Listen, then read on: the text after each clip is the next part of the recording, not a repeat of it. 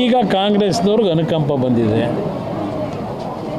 ಈಗ ಬಂದಿದೆ ದೇವೇಗೌಡರ ಬಗ್ಗೆ ಯಾವ್ಯಾವ ಥರ ನಡೆಸ್ಕೊಂಡಿದ್ದಾರೆ. ಅವರ 70 ವರ್ಷದ ರಾಜಕೀಯ ಜೀವನದಲ್ಲಿ ದೇವೇಗೌಡರನ್ನ ಎಲ್ಲ ನಮಗೆ ಗೊತ್ತಿರ್ತಕ್ಕಂಥ, ನಾನು ಅದ್ರ ಬಗ್ಗೆ ಚರ್ಚೆ ಮಾಡಲಿಕ್ಕೆ ಹೋಗಲ್ಲ. ಇವತ್ತು ಅವರಿಗೆ ಅವರ ಉದ್ದೇಶ ದೇವೇಗೌಡರ ಬಗ್ಗೆ ಅನುಕಂಪ ತೋರಿಸಿರೋದು. ಇವತ್ತು ಯಾವೊಂದು BJP JDSನ ಮೈತ್ರಿ ಇದೆ, ಈ ಮೈತ್ರಿ ಅವರಿಗೆ ಎಲ್ಲ ಒಂದು ಕಡೆ ಅಳಿಕಿದೆ. ಮುಂದಿನ ಚುನಾವಣೆ ಏನಾಗುತ್ತೆ ಅಂತಕ್ಕಂಥದ್ದು ಗೊತ್ತಿದೆ ಅವರಿಗೆ.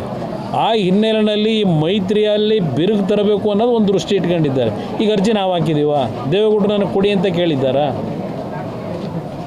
ಅದು ಯಾವುದೋ ನಮಗೆ ಸಂಬಂಧ ಇಲ್ಲದೆ ಇರೋದು. ಅವ್ರ ಪಕ್ಷದ 60 ಜನ ಶಾಸಕರಿದ್ದಾರೆ, ನಾವು ಕೊಡಿ ಅಂತ ಕೇಳಿದರೆ ಸಾರ್ವಜನಿಕವಾಗಿ ಯಾವ ರೀತಿ ದೇವೇಗೌಡರ ಬಗ್ಗೆ ಪ್ರತಿಕ್ರಿಯೆ ಬರ್ಬೋದು. ಇವತ್ತು ಕೆಲವರು ಚರ್ಚೆ ಮಾಡ್ಬೋದು, ಅಯ್ಯೋ ದೇವೇಗೌಡರು ಇದ್ದಿದ್ರೆ ಅಲ್ಲಿ ಧ್ವನಿ ಎತ್ತವರು ಅಂತೇಳಿ, ಅದು ಬೇರೆ ವಿಷಯ. ಅವರು ಅಧಿಕಾರದಲ್ಲಿ ಇರಲಿ ಇಲ್ಲದೆ ಹೋಗಲಿ, ಧ್ವನಿ ಎತ್ತಿರ್ತಕ್ಕಂಥದ್ದು ಹಲವಾರು ಉದಾಹರಣೆ ಕೊಡಬಲ್ಲೆ. ಇವತ್ತು ಒಂದು ಉದಾಹರಣೆ ಕೊಡ್ತೀನಿ ನಿಮಗೆ. 1989 2 ಕಡೆ ದೇವೇಗೌಡರು ಸೋತರು.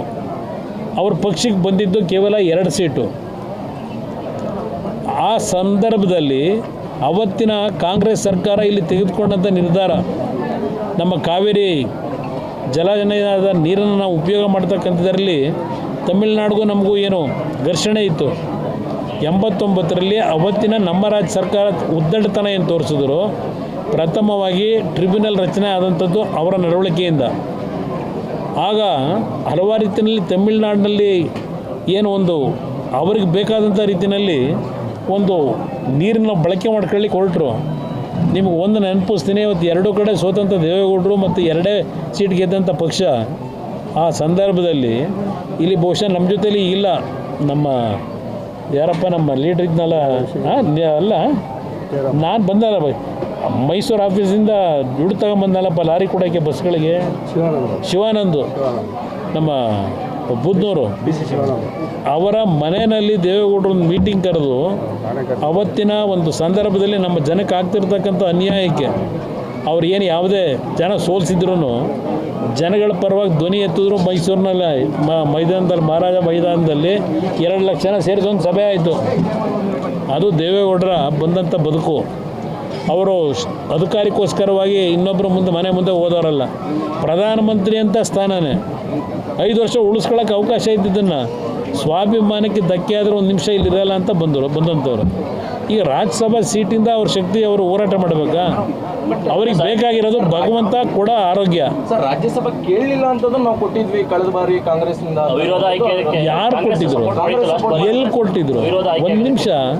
ಕಾಂಗ್ರೆಸ್ಗೆ ಇನ್ನೊಂದು ಕ್ಯಾಂಡಿಡೇಟ್ ಆಗ ನಂಬರ್ ಎಲ್ಲಿತ್ತವತ್ತು? ಅವತ್ತಿನ ದಿನ ನಮ್ಮ ಸರ್ಕಾರ ಹೋಗಿತ್ತು, ದೇವೇಗೌಡರನ್ನು ಸೋಲಿಸಿದ್ರು 19ರಲ್ಲಿ ತುಮಕೂರಿನಲ್ಲಿ ನಿಲ್ಲಿಸಿ. ಆ ಸಂದರ್ಭದಲ್ಲಿ 4 ರಾಜ್ಯಸಭಾ ಸ್ಥಾನಕ್ಕೇನು ಚುನಾವಣೆ ಆಯಿತು. ಅವತ್ತು BJPನಲ್ಲೂ ಇನ್ನೊಂದು ಅಭ್ಯರ್ಥಿಗೆ ನಂಬರ್ ಇರಲಿಲ್ಲ, ಕಾಂಗ್ರೆಸ್ನಲ್ಲೂ ನಂಬರ್ ಇರಲಿಲ್ಲ. ಅಲ್ಲಿ ಇನ್ನೊಬ್ಬ ಅಭ್ಯರ್ಥಿ ನಿಲ್ಲ ಪ್ರಶ್ನೆನೇ ಇರಲಿಲ್ಲ. ಇದೇ ಯಡಿಯೂರಪ್ಪನವರು ಅವ್ರ ಮುಖ್ಯಮಂತ್ರಿ ಏನಾಗಿದ್ದರು, ನಾನು ಅಧಿಕಾರ ಹೇಳಿದ್ರು, ಅವರೇ ಫೋನ್ ಮಾಡಿ ನನಗೆ ಹೇಳಿದರು, ನೋಡಿ ನಾವು ಅಭ್ಯರ್ಥಿ ಆಗ್ತಾಯಿಲ್ಲ BJPಯಿಂದ, ದೊಡ್ಡವ್ರಿಗೆ ಈ ಥರ ಏನಾಗಿದೆ ತುಮಕೂರಿನಲ್ಲಿ, ಅವ್ರು ರಾಜ್ಯಸಭಾದಲ್ಲಿ ಇದ್ದರೂ ಒಳ್ಳೆಯದು ಅಂತ ಹೇಳಿ ನಾವು ಅಭ್ಯರ್ಥಿ ಆಗ್ತಿಲ್ಲ, ನೀವು ಚುನಾವಣೆ ನಿಲ್ಲಿಸ್ಕೊಳ್ಳಿ ಅಂತಕ್ಕಂಥದ್ದನ್ನು ಅವರು ಹೇಳಿದ್ರು. ದೇವೇಗೌಡರಾಗ ಒಪ್ಪಿರಲಿಲ್ಲ. ನಾನೇ ದೇವೇಗೌಡರಿಗೆ ಬಲವಂತವಾಗಿ ನೀವು ಅಲ್ಲಿರಬೇಕು ಅಂತ ಹೇಳಿ ಅವತ್ತಿನ ಪರಿಸ್ಥಿತಿನಲ್ಲಿ ಅವ್ರಿಗೇನು ಅವಕಾಶ ಇತ್ತು, ಆ ಅವಕಾಶ ಅವತ್ತು ಬಂದಿದೆಯೇ ಹೊರತು ಇವ್ರು ಬೆಂಬಲ ಕೊಟ್ಟು ಬಂದಂಥದ್ದಲ್ಲ ಅದು. ಬಟ್ ಈಗ ಒಕ್ಕಲಿಗರಿಗೆ ಅನ್ಯಾಯ ಆಗೋಯ್ತು ಅನ್ನುವಂಥದ್ದು ಮಾತಾಡ್ತಾ ಇದ್ದಾರೆ. ಯಾವ ಥರ? ಅಯ್ಯೋ ರಾಮನೇ, ಈಗ ಒಕ್ಕಲಿಗರು ಮುಖ್ಯಮಂತ್ರಿನ ಇದ್ದಾಗ ರಾಜ್ಯಸಭಾ ತಗೊಂಡು ಏನು ಮಾಡ್ತೀರಿ? ಪಾಪ ಒಕ್ಕಲಿಗರು ಮುಖ್ಯಮಂತ್ರಿನೇ ಇದ್ದಾರೆ, ಎಲ್ಲಿಂದ ಅನ್ಯಾಯ ಆಯ್ತದೆ? ಪಾಪ ಅವ್ರು ಉಳಿಸೋಕ್ಕೆ ಅಲ್ವ ಮಾಡಿರೋದು. ಈಗ ಇನ್ನೊಂದು 2 ತಿಂಗಳು ನೋಡೋಣ ಸುಮ್ಮನೆ. ಬಟ್ ಅವ್ರು ಮುಖ್ಯಮಂತ್ರಿ ಆಗಿರೋದು ನಿಮ್ಮನೆಗೆ ಸೂಕ್ತ ಅನ್ನುವಂಥ ರೀತಿಯಲ್ಲಿ ಅವೆಲ್ಲ ಯಾವುದಕ್ಕೂ ನಾನು ಚರ್ಚೆ ಮಾಡಲ್ಲ ಬ್ರದರ್, ಜನ ತೀರ್ಮಾನ ಮಾಡ್ತಾರೆ. ವಿಧಾನ ಪರಿಷತ್ಗೆ ನೀವು ಕೂಡ ಒಂದು ಅಭ್ಯರ್ಥಿ ಹಾಕಿದ್ರೆ ಏನು ಗೇಮ್ ಪ್ಲಾನ್ ಸರ್?